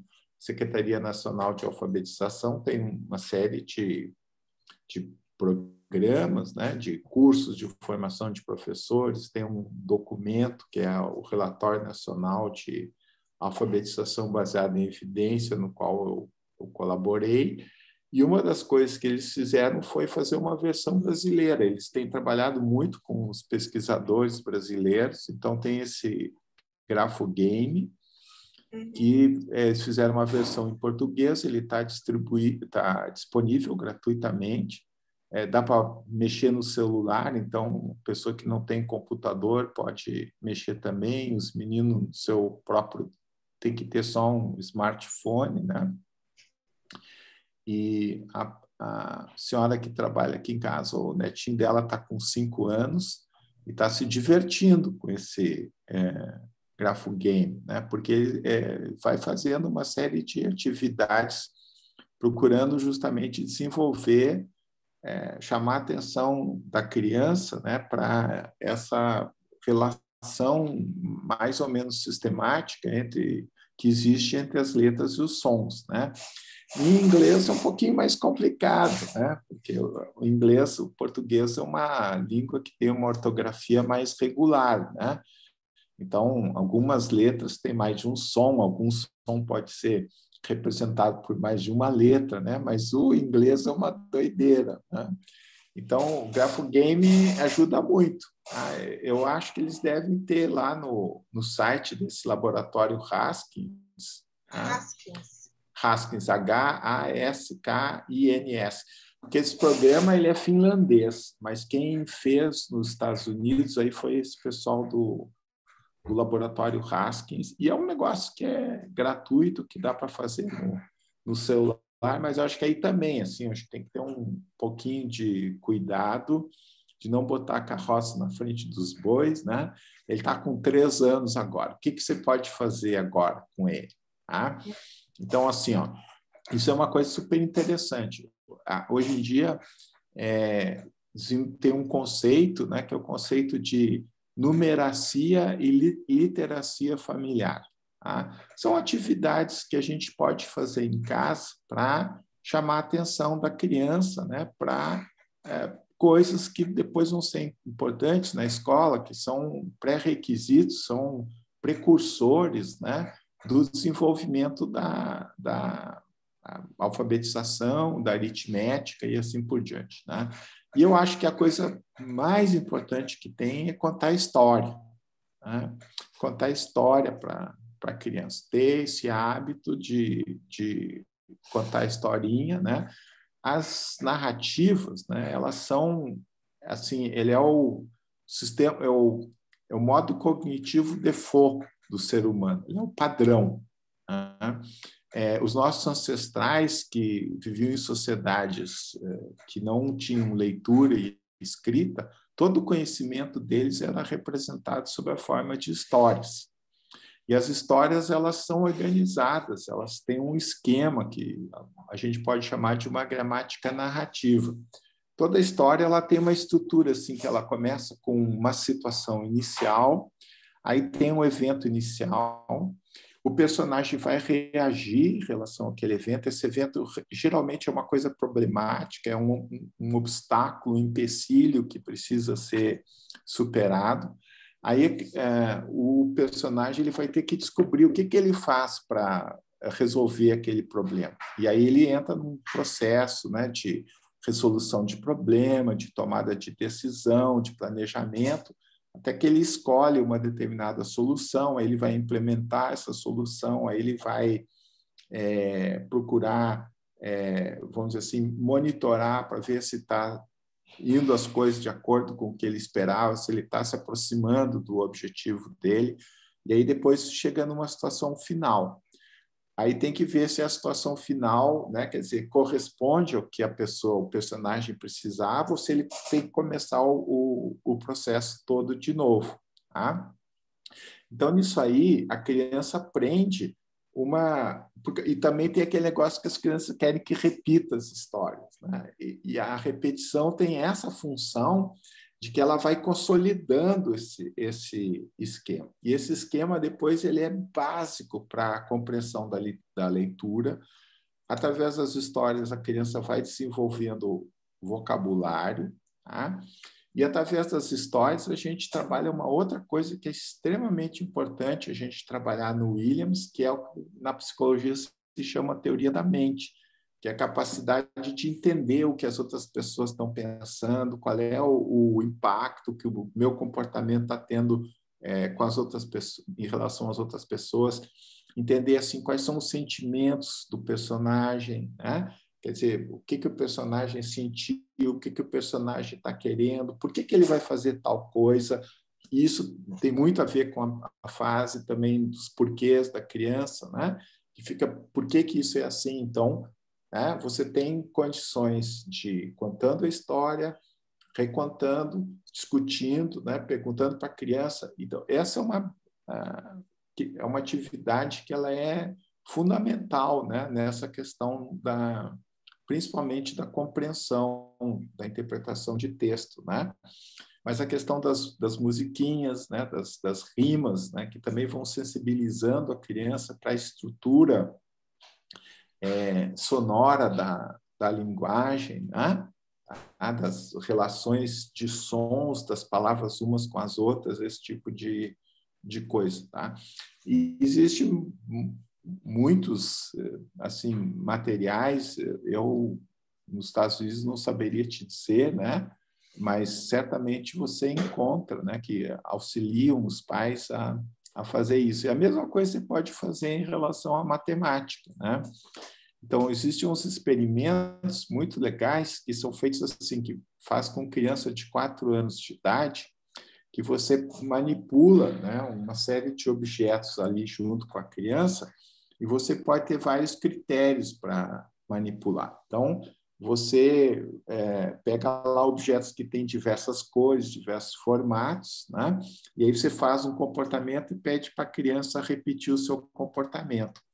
E o que eles descobriram é que tem crianças que prestam atenção na cor, crianças que prestam atenção na forma, e tem crianças que prestam atenção no número de objetos. E essa questão de prestar atenção no número de objetos é uma coisa extremamente importante para desenvolver o conceito de quantidade e começar a trabalhar aritmética depois lá no jardim da infância, que começa a trabalhar de uma maneira mais formal. Então, a ideia é que, assim, quando a gente está no dia a dia, fazendo coisas, mexendo, né, comendo banana, né, então a gente vai contando e vai dizendo, olha, quantos tem aqui, e assim por diante, chamando a atenção para as quantidades, para que a criança desenvolva uma coisa que a gente chama do senso numérico.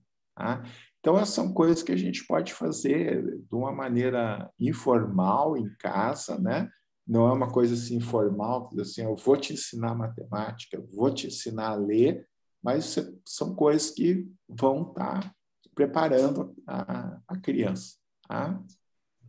Mesmo na rotina do dia a dia, né, doutor? Com ela brincando, às vezes a gente acha que ela não está guardando aquela informação, né? Mas eu acredito que é importante isso que o senhor falou mesmo, de estar falando, né, da quantidade, de estar nomeando. A gente tende a chamar a atenção da criança para a identidade dos objetos, para o nome do objeto. Isso é uma coisa importante, mas a gente chamar a atenção para as quantidades é uma coisa que a gente sabe que depois vai ajudar na aritmética, na aprendizagem da matemática. As formas geométricas também, isso é uma coisa que, assim, uma das coisas que a gente viu nas pesquisas que a gente fez é a dificuldade que as crianças brasileiras de escola pública têm com a nomeação das figuras geométricas. Elas têm muita dificuldade para dizer o nome das figuras geométricas, entender assim, por que uma é diferente da outra, e isso é um comecinho da geometria.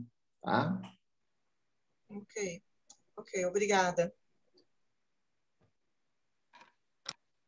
Bom, eu acho que a gente já pode ir para o encerramento, né? Já são 22h40. Foi bem proveitoso esse momento aqui com o Dr. Vitor. Acredito que nós estamos saindo, encerrando esse dia com muito aprendizado. Não é, Dr. Vitor? Com certeza. Eu queria agradecer a você, Paula, Jô, por terem me convidado. Foi ótimo. Queria agradecer a todos vocês pelo tanto que vocês me ensinaram aí, cumprimentar pelas experiências de sucesso que vocês têm, muitos já com filhos adultos bem criados, né? Então, de parabéns, né? Com o que vocês conseguiram, né? E eu vou aproveitar aqui, fazer um pouquinho de propaganda, né? Que nós temos na UFMG o Laboratório de Neuropsicologia do Desenvolvimento, que a gente trabalha com dificuldades de aprendizagem e síndromes genéticas, e uma síndrome que a gente trabalhou, que a gente desenvolveu vários projetos, né? É a síndrome de Williams, né? Que a gente trabalhou vários anos e se formou um grupo aqui em Belo Horizonte de pessoas que são muito ativas. A Márcia é uma das pessoas que lidera esse grupo, né? E eu me entusiasmei muito por esse negócio da internet, né? Porque a pandemia ela nos impõe uma série de restrições, a gente fica frustrado, está todo mundo sofrendo, mas, por outro lado, né, ela estimulou muito a gente encontrar alternativas. E os meninos com Williams, eles sempre usaram a internet, né? O Facebook, namoravam pelo WhatsApp, por tudo mais. Então, a gente pode usar isso para trabalhar, e a Jô está fazendo um negócio muito legal, e a gente está, então, numa fase aí de planejamento, porque um dos problemas que a gente tem quando a gente trabalha com uma determinada síndrome, né, é que elas são relativamente raras, né? Então, para você arrumar, para você fazer pesquisa, você tem que ter um número suficiente de participantes para que você possa fazer uma estatística, tá? E, assim, com 20, 30 participantes, a gente pode concluir pouca coisa, a gente precisa de mais gente. E a internet, ela tem esse atrativo, né? Que a gente junta, né? Você vê aqui numa noite gente do Brasil inteiro, né? E que a gente pode participar. Então, o ano passado, desde o início da pandemia, nós começamos a fazer um programa que se chama Web Pais, tá? Que é um programa de orientação para pais para lidar com as atividades escolares, com o para casa. Tá? Nós já fizemos 10 turmas de crianças com desenvolvimento típico e o negócio funcionou super legal, foi muito bom, né? E agora nós estamos, então, querendo expandir essa experiência, né? A Michele colocou aqui, ó, o link, né, para o WebPaz. A Michele é pesquisadora do Laboratório de Neuropsicologia do Desenvolvimento. Então, se vocês tiverem interesse, tá? Nós, em alguns poucos meses, né, nós vamos, então, oferecer esse programa para famílias, né, de crianças com síndrome de Williams que estejam na idade escolar e que estejam matriculadas em escolas regulares. Tá? Então, aí, muitos de vocês, dos filhos de vocês, já são adultos, então não preenchem essas características, né? Mas vocês certamente conhecem pessoas e podem dar a dica, né, desse programa. Nós estamos agora, então, conversando com o pessoal da Associação de Williams para obter o apoio, e aí nós precisamos autorização do Comitê de Ética da Universidade. Isso vai levar uns 2 meses, uma coisa assim, até que a gente possa efetivamente oferecer esse programa. Tá? E, além disso, como eu falei antes, nós estamos pensando em fazer um trabalho. A Jo me disse que tem uma turma muito legal de adolescentes que está super afim de trabalhar, né? Então, nós vamos fazer essa questão da autobiografia com eles, mas isso vai levar provavelmente uma coisa para o 2º semestre, tá? Pela internet. Então, tá. Muito obrigado aí pelo carinho de vocês, pela gentileza, pelo prestígio. Tá? Valeu. A gente agradece a sua presença aqui conosco, Dr. Vitor. Foi muito bom, aprendi demais com vocês. Parabéns pelo sucesso de vocês. Filhos bem criados. Né? Maravilhoso. Eu também agradeço. E assim, muito obrigado, né? Aquele dia que eu te conheci lá no Congresso em Marília, aquele dia eu ganhei na loteria. Eu conheci uma pessoa maravilhosa. Muito obrigado mesmo. Não, mas eu digo que eu tenho os meus anjinhos das guardas, né? Quando eu falo, eu tenho um monte de anjinho da guarda e você é um. Eu sou seu fã, eu nunca me esqueço daquele dia, a gente estava no café da manhã, daí nós nos apresentamos, começamos a conversar, e disse assim, nossa senhora, eu tenho muita coisa para aprender aí. Muito bom. Falou. Então é isso, gente. Muito obrigado pela presença de todos vocês aqui, tá? E em breve, né, dona Jo, vão ter mais outros momentos como este, né? Eu queria arroz de festa. Em maio eu vou voltar de novo. Em maio. E, assim, a DSW é a sua casa. Sempre quando você quiser, a gente pode bater os papos. A Michele, que está nos assistindo aqui, é psiquiatra, pesquisadora do laboratório. Quem sabe vocês convidam a Michele para falar sobre ansiedade, que eu acho que é uma coisa... legal. Sim. Já arrumei serviço para a Michele. Ótimo esse tema. Maravilha. Falou, então. Tá bom. Tá, muito obrigado. Muito obrigado, gente, pela participação de vocês. Boa noite. Boa noite, gente. Obrigada, boa noite a todos. Boa noite. Boa noite, gente. Boa noite, galera. Boa noite.